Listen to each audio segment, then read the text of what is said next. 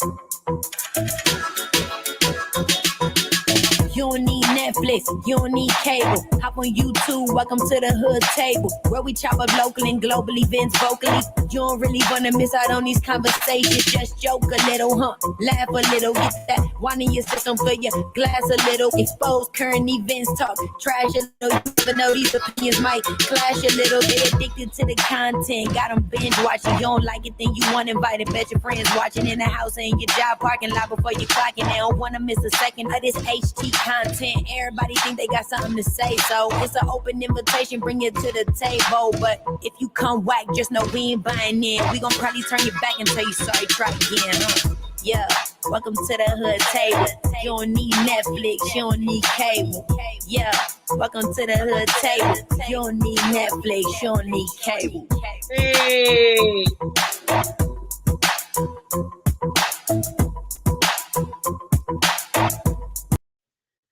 Hey, come on in, everybody. Come on in. I'll be with you guys in one moment. Un momento. I'll be right back.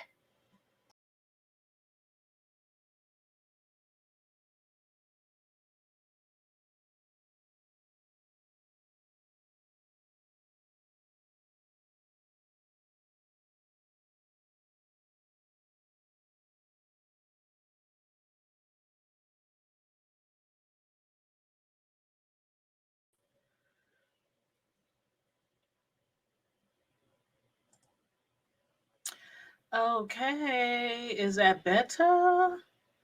It looks like it's better. It was a little blurry before when I first started. So I figured I would go out of the StreamYard and come back in. And so now it looks like it's a lot better. So now that I'm back, you guys, make sure you please like and share the video. Subscribe to the Hood Table. If you're not already subscribed, please and thank you very much. We are about to get into this review of Sistas season 3 episode 9, and it was called Complicated Situations. Complicated Situations. And y'all please let me know, out of the entire show, who do you think has the most complicated situations going on with their storyline? Please, I would love to hear from you. But anyway, as far as this episode, last episode, let me just say this first. Last episode, we had seen how Andy, she was hooking up with her girlfriends, as they always do, at a restaurant, and, to have drinks and stuff, a girls' night. And the lawyer, Mr. Robin, I just don't like him. But anyway, the lawyer, Mr. Robin, he wanted to meet up with her at his hotel to discuss, the case and everything, a settlement agreement between both of their clients. But she was like, she knew better than to do that. Okay. So instead, they met up at the same place where she was meeting up with her girlfriends, to have a little quick meeting, discuss the settlement, blase. And we saw how Gary, his stalking ass, he showed up in the middle of their little meeting. Mad, demanding, who is he? Why you here? Why you ain't sitting with your girlfriends? Why you didn't tell me you was gonna be with a man? Okay, so that's where we started off with this episode. We started back off with Gary sitting at the table with Andy and the other attorney, Robin. Okay, Gary, he was like, what is going on here? Why are you sitting all alone with this man? Why is your girls who you're supposed to be with sitting on the other side of the room? But y'all, did y'all notice how calm Robin was? Like, I'm sure he got the vibes that Gary was on some bullshit. But still, yet, he was so calm. He was just like, my name is Robin. You have a wonderful fiance here. Dedicated and true and faithful and loyal. I mean, he was piling it on real thick because he could see right through Gary. And on the other hand, Andy was sitting over there shaking in her goddamn shoes. Andy just looked nervous, like she was just about to break out with a sweat. Like she just wanted to hide under the table, but she tried to play it off. She tried to play cool, but she couldn't. She couldn't hide it. And it was even more evident when she told her girls that she was going to call it a night. Andy knew damn well that if she didn't hurry up home and do some more splaining to Gary, his ass just might pop back up. So she knew to get her ass on home. But then I know I'm not the only one. I done heard other people say it. I watch other people's shows, sometimes other people reviews, and I heard other people say they is really getting sick and tired of this storyline, this back and forth storyline, this on and off again storyline between Andy and Gary. So y'all let me know how y'all feel about that, because it seems like ever since he moved back in with her, I mean, it's like ain't nothing changed, but she act like she cannot see it. His temper tantrums, I would say, is back, but they ain't never left. His jealous fits of rage, you know. And then while he's up there doing the mostest because she's having a business meeting with another lawyer, shouldn't she be the one that's up there having all the insecurities in their relationship? Like, he was the one who cheated on his wife for Andy. He the one who lied to his wife about his whereabouts and everything. Like, okay, he told Andy, you know, after they got into the little spat, once she got back home, he told her he needs to calm down, just let him leave so he can calm down. He's going to go work out at the gym, work off some steam, right? Y'all saw how Andy reacted, right? Because y'all remember just as well as I do how he used to tell his ex-wife Jasmine that his early mornings were spent working out in the gym, knowing damn well he was up there bringing Andy coffee with a side of something to eat every morning. He was bringing her breakfast in bed, all right, every morning, while his ex-wife Jasmine thought he was working out at the gym. So of course, as soon as he said, I need to go to the gym so I can blow off some steam, Andy was like, the gym? Oh, really? She already knew. It was like deja vu or some stuff, except for now she probably feels like she's in the same shoes as his ex-wife Jasmine. Okay, but speaking of early mornings, when Gary did arrive back home, it was early the next morning. And then he claimed that he was speaking to his therapist before he arrived at Andy's. That early in the morning? That early? Oh, child. Evidently, he told his therapist that there was trouble at home. So his therapist wants to stop by later that evening, you know, and I'm like, okay, I'm about to find out. We about to see next episode what kind of therapist we dealing with, because I ain't forgot all that moaning and humming his therapist was doing on the phone, talking about she was helping him with some exercises. Now, y'all remember that. Y'all remember when Fatima came over to Andy's house to pick her up an outfit so she can go out with her girls that night. And when Fatima got there, she heard all these moans and pleasurable sounds, sounding like sex sounds and stuff coming out of Andy's bathroom. So she called Andy to hurry her ass over there. Andy busts up in the bathroom, and it's Gary on the phone with his therapist. And like I said before, unless she's a sex therapist, she shouldn't be sounding like she was coming all over the other end of that phone. Mm-hmm. Because what we heard sounded just like a woman getting off on the phone. Yeah, Angela, the therapist. And I'm almost certain that this therapist be giving Gary way more than just some relationship advice or strategies to control his anger issues. She's strategic.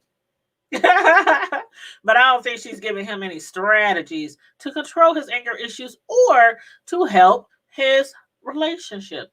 I highly doubt it. But anyway, y'all let me know how y'all feel about that. Now, Zach and Fatima, who I desperately want to be a couple. Fatima, she's still been getting that good old loving from Zach. You know, Zach with the scrawl back. Y'all know I love me some Zach. And every time he take his shirt off and get in that shower or throw somebody up on the wall, I'll be like, look at that back. Oh, shoot. But anyway, just pow, pow, pow. He's just so muscular. But man, and he cute. And he cute. And the way he be up there doing Fatima and Karen, he be having my toes curled just by watching what he be doing to their asses. By watching him blow their asses out, they backs out. But anyway, at least Fatima finally has got to the point where she can explain to him why one minute she acts like she's all in love. Then the next minute she's trying to, treat him like a gigolo, like she's paying him for sex. He come over, she has the night of her life. The next morning she wants to kick him out the bed and treat him on me. Go home, get away from me, don't touch me. She's like got this like split personality relationship thing going on with him. And he wasn't feeling it. He ain't never feeling it. So after she got hers this morning, she thought she was about to put his ass out. She thought he was about to put his ass out. He was like, oh, you ain't going nowhere, girl. You ain't going nowhere. Matter of fact, that was still that night. He was like, you ain't going nowhere, girl. You ain't going nowhere, girl. And then he dove head first back between the sheets to give her some more good old love making. So y'all let me know what y'all think about Zach and Fatima. Do y'all like where Tyler Perry is going with their relationship? Do you like their storyline? I mean, I really feel like Zach can be a good man. I mean, I thought he was a good man before, when he was with Karen. But Karen, she's just too high maintenance, I think, for him. And then she wasn't supportive either. And that's another reason why he really, really likes being around Fatima and likes hanging with Fatima. But anyway, I don't know if that child is really in love. I don't know if Fatima is really in love, but she sure love that D. Okay? She love that D. But anyway, she thought she was going out for the night till, like I said, Zach dove back down in between those sheets head first. But hold up, y'all. Hold up. Hold the press. Did I hear that right? Did Zach just hit a lick? Did he just hit the daggone jackpot? Now, the last thing we heard as the stocks was Zach lost the entire $19,000 that he had put on the stock with that tip that he got, that illegal tip that he got, by the way. And now he gets a phone call saying that his $19,000 has went up by $787. And he was like, you mean to call me and disturb my peace, disturb my sleep by telling me that I done got $787? I lost $19,000, lady. You really didn't have to call me and tell me that. She was like, no, sir, no. Your money has earned you 787,000 big ones, Benjamins. So he spent or lost $19,000 and he gained $780,000. Okay.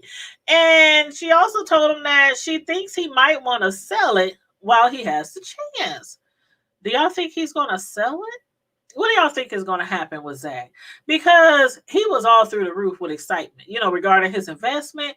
But I have a good feeling this is actually going to prompt an investigation of how he knew to put that much money on the stock in the first place.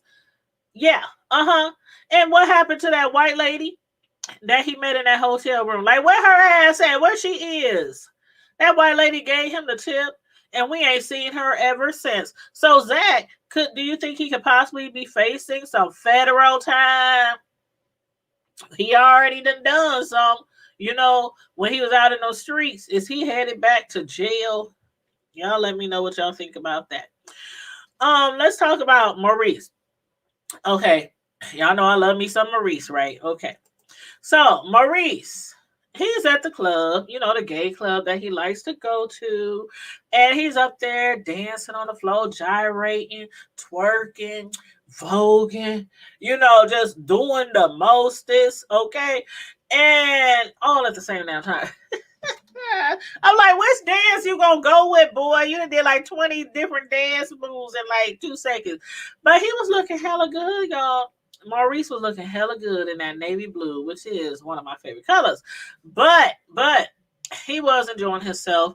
And then out of nowhere, Chris, the bartender, asked him how was his life at home with Calvin. Like, where the hell did that come from? And that's the same thing Maurice was saying. Like, where the hell did that come from? Why are you so interested in me and Calvin's life at home? Like, is there something that I should know? Is there something that you're not telling me? And he was like, no, just all nonchalant about it, just basically making conversation, checking in, whatever, whatnot. But Maurice, he really was like, I smell something fishy going on. You know how he be talking. I smell something fishy going on. But then walks in Q. And I'm like, I didn't expect to see Q so soon. But yes, Q walked in and he walked up looking all handsome and stuff. He is cute and he is chocolate. And y'all know how I feel about my chocolate brothers. Ooh, child. But, yes. Q walked up. The thief that stole Calvin's checkbook and drained his account.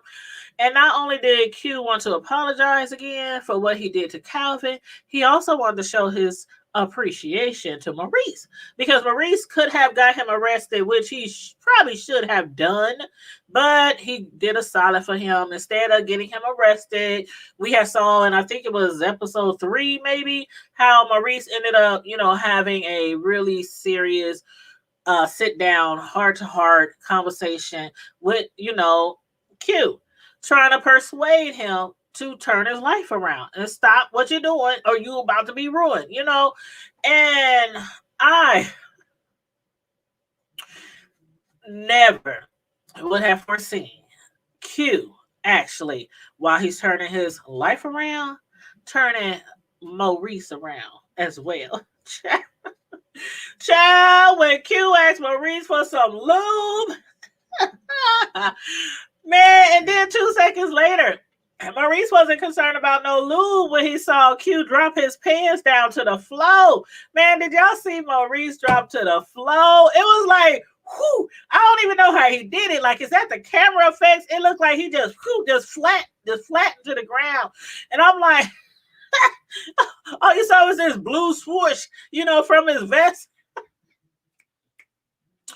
Ooh, child, I was cracking the hell up. I was like, Tyler Perry, why you messing with us? Why? You know you wrong for that, because Q's ass should be in jail, locked up, waiting for somebody to bond his ass out, instead of being with Maurice's hot ass, with hot in the tail ass,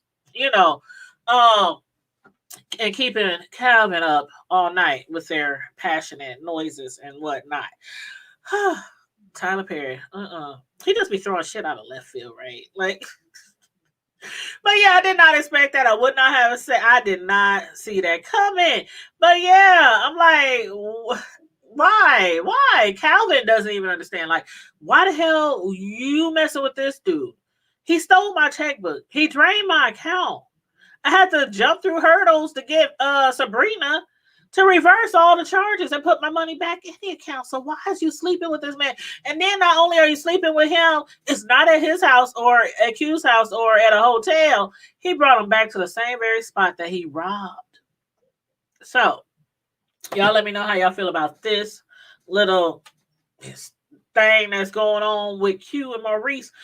Because I'm beginning to wonder if Maurice is just lonely, like like Calvin said.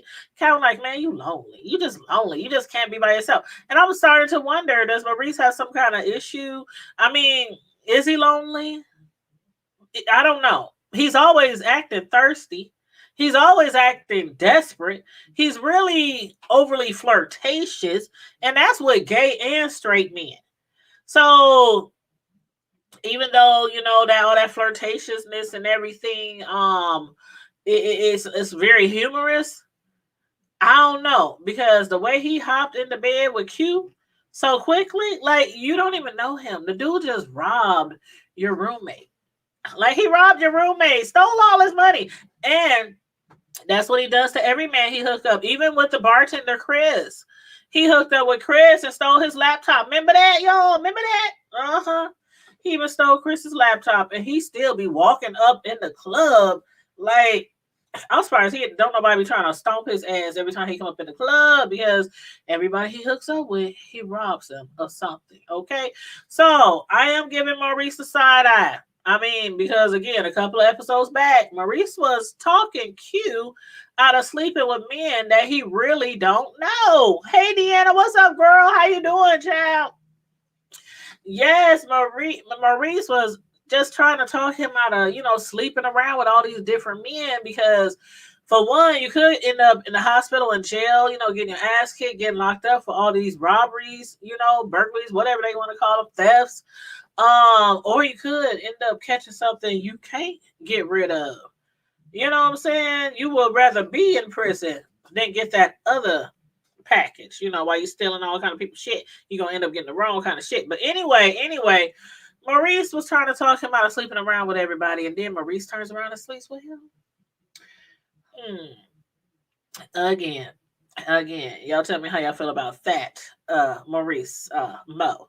And make sure you guys are liking and sharing the video on your way in. And hey, Deanna, again, boo. Anybody else, feel free to drop down in the chat if you want to say hey, or do some on the TV show or the storylines. Feel free. Now moving right along. Let's talk about Danny and Preston, her cowboy, Mr. Rodeo. Y'all, Danny is about to get on my last nerves, acting all out with that white boy. That gorgeous, handsome, sexy, cute as hell white boy. That man worships the ground she walks on. He adores her. But as you can tell, she's still being really shady to him. And now she's getting up early as hell to avoid any interactions with him before work. Preston ain't stupid, though. He ain't stupid. Preston normally gets up before the roosters, before the birds, okay? He gets up extra early because he works on a farm, cows and all that kind of stuff. So this man being a cowboy, a farmer, who gets up that early, then all of a sudden his girl is getting up much earlier than that, talking about she got to go and work for some overtime. She needs the cash. Knowing that if she needs anything, Preston has money. Preston has bank. He already pays her entire rent. Matter of fact, he paid her rent up for, was it 6 months or a year? I can't remember. It was at least 6 months. I just can't remember if it was 6 months for a year. But he did that for her. So it ain't like she don't have nobody to turn to if she needs, a little something, a little extra, every month on the bills. But yeah. You said you watching Josh make some gravy. Oh shoot, he making gravy. What he making with the gravy? Speaking of gravy, my homegirl, she posted a picture of these meatballs. She made like 100 nice, juicy meatballs. You can see the onions and the peppers and all the seasoning coming out, all around the meatballs. And I asked her what was she going to do with the meatballs, what dishes she going to use them in. And she said, I'm just going to make some gravy to go with the meatballs. And I was like, ooh, shoot. Beef neck bones. Oh, that sounds so delicious. I love me some neck bones. Ooh, I love me some smoked neck bones though. I like the smoked pork neck bones. I like to put them in my greens and stuff like that. My beans, Matter of fact, I think I might make some beans for Sunday dinner this Sunday. But yes, the meatballs look so delicious on her page on Facebook. I just want to. And she made 100 of them. She said the meatballs won, y'all. I tap out. The meatballs won. I'm like, you made 100 little meatballs? I can barely make 20 patties before I'm about to tap out. When we grilling and stuff, and she made 100 meatballs. You know how much rolling that is? Wax on, wax off. That's a lot of rolling with some hamburger. But anyway. I done got way off track. But yeah, so back to Preston, her cowboy. He sits in, that something is brewing in their relationship. He doesn't know quite what it is yet, but I just wish that Danny, instead of ignoring him, would just let him know how she feels. Just give him some type of, response. Like she's ignoring him. Showing him no interest, everything he wants to talk about, she's just like, okay, yeah, what, one word answers, things like that, instead of just telling him how she feels. Now, she did say before to her friends and to Zach that she needs some space, but if that's the case, just tell him in. But I don't know. How y'all feel about it? How do y'all feel? I really don't think it's the space. I don't know. I mean, that cowboy is sexy as hell. He's great in bed. He cooks and cleans for her. I mean, he adores her. And Danny even said that he's a great guy. But to her, it's something that she's missing from that relationship. So what do you guys think? What do you think is Danny's real problem with Preston? Because remember, at the beginning of those two, remember how he was down there stalking her to be with her? He was hitting her up on her phone, Instagram, Twitter, TikTok, Snapchat, Facebook, email, you know what I'm saying? Skype.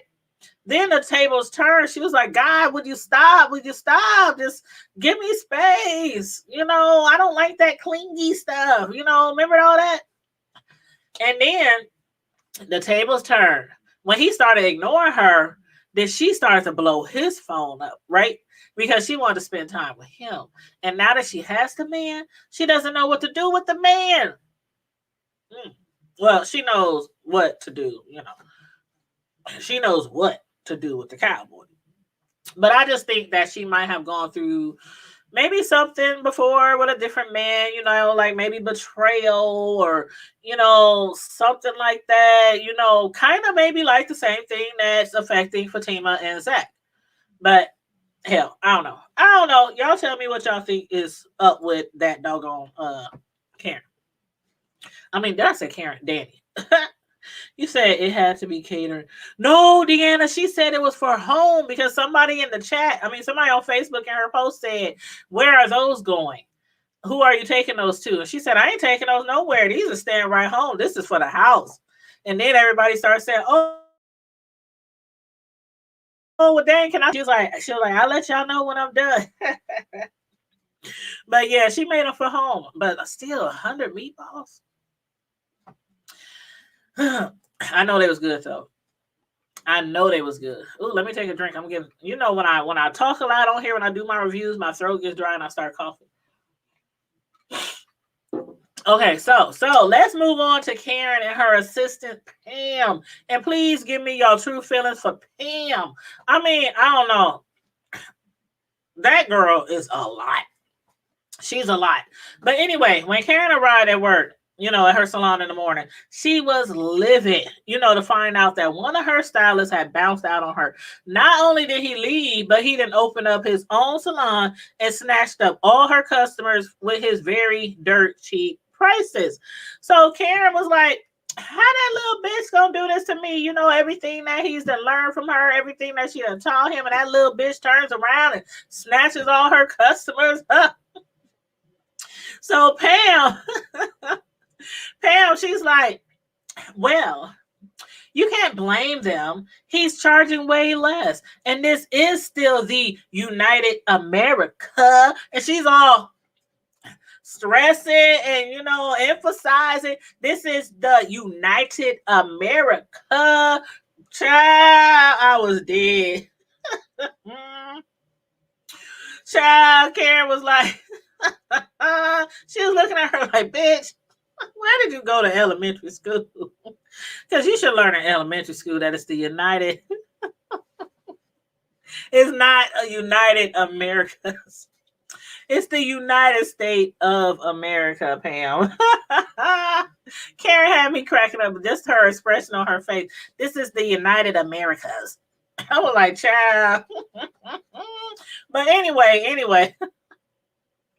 I just be wondering sometimes, like, which ass did Karen turn to? Which ass did she have to go through to find that girl? But anyway, I don't know what it is about her. I like her, but then I'm like, oh, she's kind of irritating the way she's always like, well, what are you going to do now? Like, is you going to date, like, Aaron? Is you going to be with Zach? I just want to know. I'm like, she be just dragging and she just too much. But anyway, Aaron shows up. He has been ghosting, we know he's been ghosting Karen. They had sex. It seemed like they had a great time. He was trying to be abstinent. He was trying to be abstinent and, save himself for marriage. But after he caught her and her ex, Zach, having sex at her salon, all that shit went right out the door. He was like, I got to get this woman something to keep her from wanting to have sex with her ex. So he just like, dropped his old, holier than thou because he's a pastor. Remember, he's a preacher, he's a pastor, he's a whole pastor. And I got a question. What's up with these new millennium pastors? Like everywhere I turn around, even in real life, TV life, reality shows, it's these pastors out here. They doing the most now. And pastors are smoking. They drinking. They getting turned. They having sex before marriage. They cursing. I'm like, see, things like that back in the day, pastors did it secretly. Secretly, it's like I don't know. I don't know, but I'm like, is all the pastors out here now having sex before marriage? I know a lot of pastors who, be dating, if they wife died or they got divorced or, whatever. We out here dating. But come on now, ain't no pastor dating no female for no 2, 3, 4, 5 years. And he ain't hitting that. He ain't hitting that. Then get up in the pulpit talking about, you're going to hell with gasoline draws on if you commit fornication. Then go home to his girlfriend.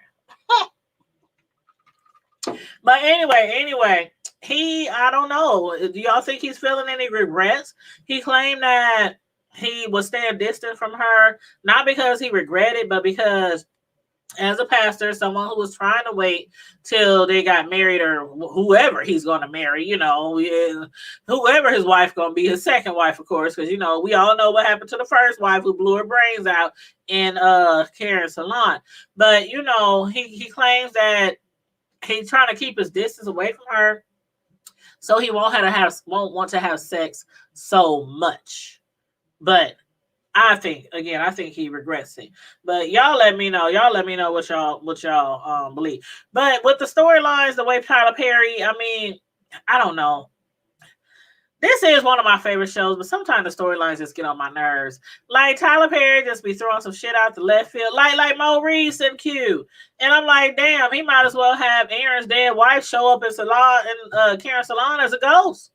Have her ass just sitting under the dryer when Karen come in, when she turn that key and come in and flip the lights. Just have her dead wife sitting there. You fucking my husband, bitch. Ooh. He might as well throw a ghost into the storyline, Oh, anyway, y'all. Sabrina Jacoby.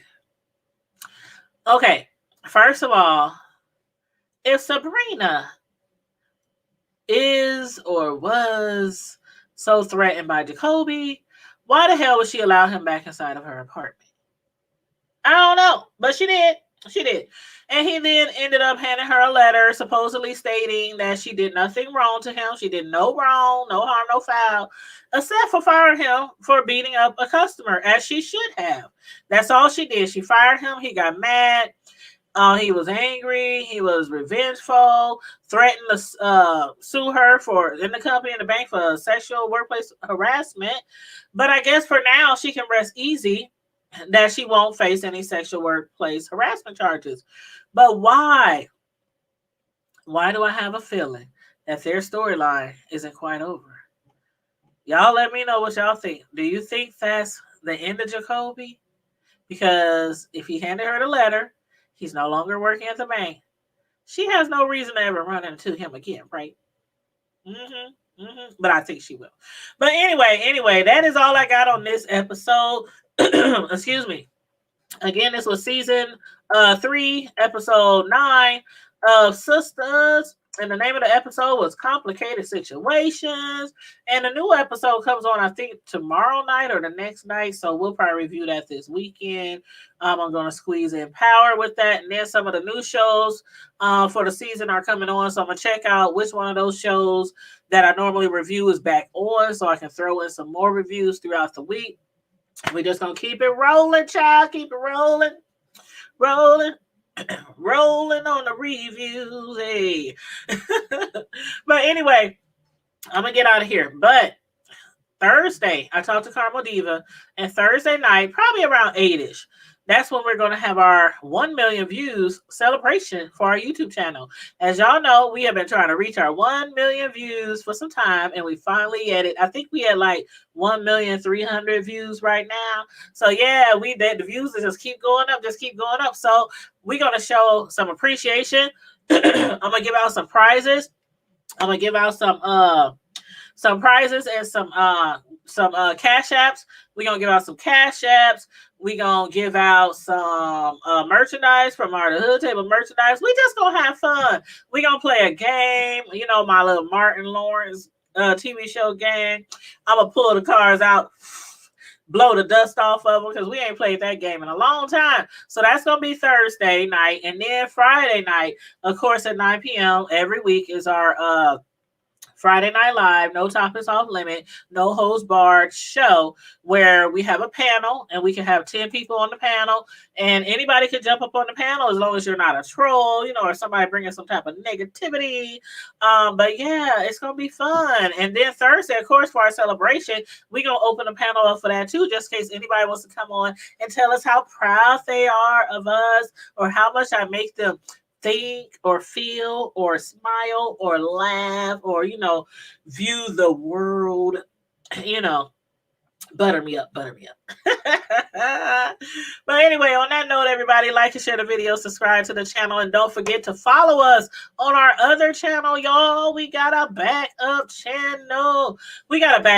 Okay, we started that maybe like 2 weeks ago. And it's the same name, except for it has 402 behind it for our area code in our city. So it's the Hood Table 402. And I'm about to drop the link. I'm going to drop the link right now. So please click this link, y'all. Click this link and go subscribe to our other channel. Deanna, she already subscribed to our channel. Matter of fact, Deanna is following me on our thehoodtable.com website. That's easy to remember, right? thehoodtable.com. Follow us over there. That is my own personal website that I pay for every year. I pay hundreds of dollars for that bad boy to run that, to get that .com, you know what I'm saying? And we have members over there. We have subscribers over there. If you sign up for our monthly newsletter, you get a monthly newsletter at the beginning of the month of every month. And I just, you know, be a little bit transparent in those monthly newsletters. I talk about things that might be going on in the world at that time. Some of our top videos or reviews or interviews that we've done, you know, what's going to be coming up in the future for the Hood Table platform. So yeah, that's what being a newsletter. And I only send it out once a month at the beginning of the month. So we do not be flooding y'all emails. Okay.